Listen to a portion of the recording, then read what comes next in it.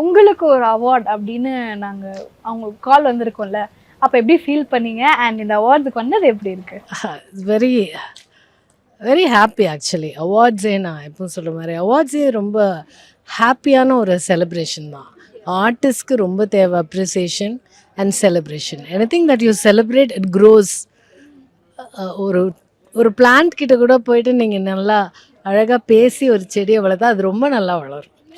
Appreciation card. So அதே மாதிரி தான் ஆர்டிஸ்ட் வந்து need to be nurtured and loved. So award தான் அதோட பெஸ்ட்டு ஃபார்ம்னு நினைக்கிறேன்.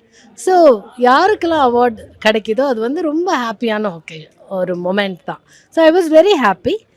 அவார்ட்ஸ்னாலே ஹாப்பி தான். அதுலேயும் விமன்ஸ் டேயை முன்னிட்டு விமன்ஸ் அந்த ட்ரைபில் ஒரு ஸ்பெஷல் அவார்டு அப்படி நமக்கு கிடைக்குதுங்கிறது ரொம்ப ஹாப்பியான ஒரு விஷயம். அண்ட் அது நம்ம அதுக்காக பெரிய சாதிச்சோம் அப்படிலாம் சொல்ல முடியாது. ஸோ தேங்க்ஃபுல் வி ஆர் அந்த ரெக்கக்னைஸ்ட். ஒரு ரெகக்னிஷன் வந்து எல்லா ஆர்டிஸ்டுக்குமே தேவையில்ல. எல்லாருக்கும் ஹியூமன் பீயிங்ஸ்க்கே தேவை. உங்களை கடந்து போகிற ஒவ்வொருத்தருக்கும் உங்கள் கிட்டேருந்து ஏதாவது ஒரு ரெக்கக்னிஷன் வேணுங்கிற எதிர்பார்ப்பு கண்டிப்பாக இருக்கும். ஸோ அவார்ட்ஸ் வந்து அதோட பெஸ்ட் ஃபார்ம்.